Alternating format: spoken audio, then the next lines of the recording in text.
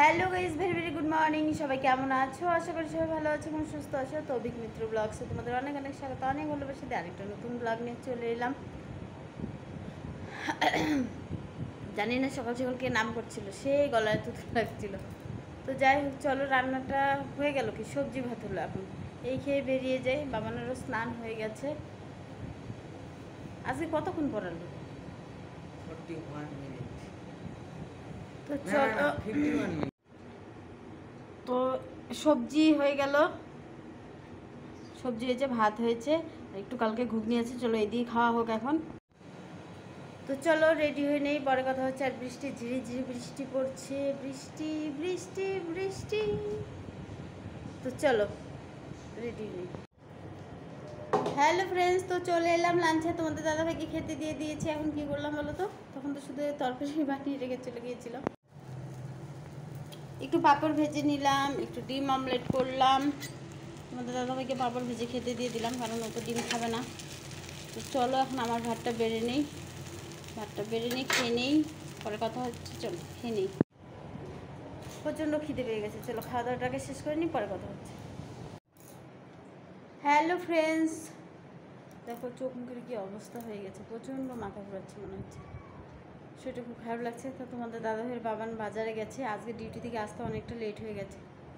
কটার সময়? 6:30টার সময় এলাম ডিউটি থেকে। এসে ঘরটা ঝাড়ু দিয়ে বাসনগুলো ছিল, বাসনগুলো মেজে নিলাম, চাটা বসিয়ে দিয়েছি। আমি ভাবলাম চাটা করে নিয়ে একটু শুয়ে থাকবো, বাজার থেকে আসুক। চাটা হয়েই গেছে, চাটা গ্যাসটা বন্ধ করে দিয়ে আসি।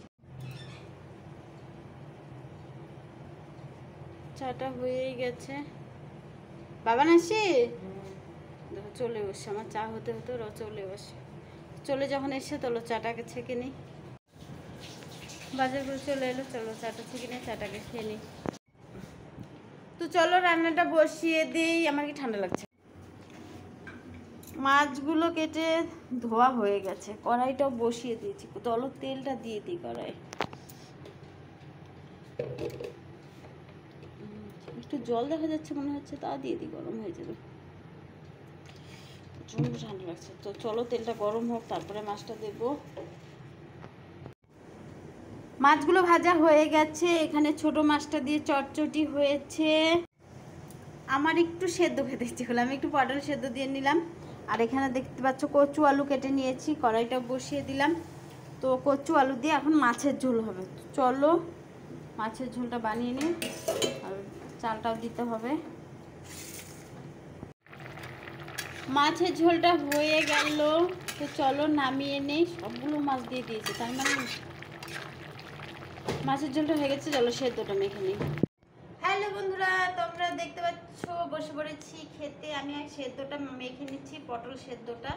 একটু কাঁচা লঙ্কা, একটু কাঁচা তেল, একটু লবণ দিয়ে। এখানে আছে মাছের ঝোল, এখানে আছে মাছের ডিম, এখানে আছে মাটন, এখানে আছে ছোট মাছ। তো মাটনটা যদিও আমি রান্না করিনি, এটা বৌমা দিয়ে গেল বাবানকে। তো চলো এবার সেদ্ধটা মাখা হয়ে গেছে, আর তোমাদের দাদাভাই শুধু ভাত খাওয়া শুরু করে দিয়েছে। চলো সেদ্ধটা দিয়ে দিই। হ্যালো ফ্রেন্ডস, তো খাওয়া দাওয়া হয়ে গেল, আর বাবান দেখো ঘুমিয়ে পড়েছে। আজকে তাড়াতাড়ি ঘুমিয়ে পড়েছে বাবান, আমারও প্রচণ্ড শরীরটা খারাপ লাগছে। তো চলো, ও কালকের জন্য একটা কাজ এগিয়ে রেখেছি। কী করেছি বলো তো? যেটা যেটা আমার খুবই ফেভারিট, কচু শাক। কচু শাকটাকে কেটে রাখলাম। এর আগের দিনে কচু শাকটা খাওয়া হয়নি, নষ্ট হয়ে গেছে। তো ভাবলাম আজকেরটা কেটে রাখি, নয়তো নষ্ট হয়ে যাবে। কচু শাকটা কেটে রাখলাম, যদি পারি সকালে রান্না হবে। তো বাবান ঘুমিয়ে পড়েছে, ওকে বিছানাটা করে দেই। তোমাদের দাদাভাইও ঘুমের দেশে চলে গেছে। তো চলো বিছানাটা করে আমিও ঘুমিয়ে পড়ে। বৃষ্টি শুরু হয়ে গেল মনে হচ্ছে। তো সবাইকে গুড নাইট বলবো। আজকে ব্লগটা এখানে শেষ করছি। সবাই ভালো থেকে সুস্থ থেকে সাবধানে থেকে, কালকে আরেকটা নতুন ভিডিও নিয়ে সবার সাথে দেখা হচ্ছে। Good night, tata.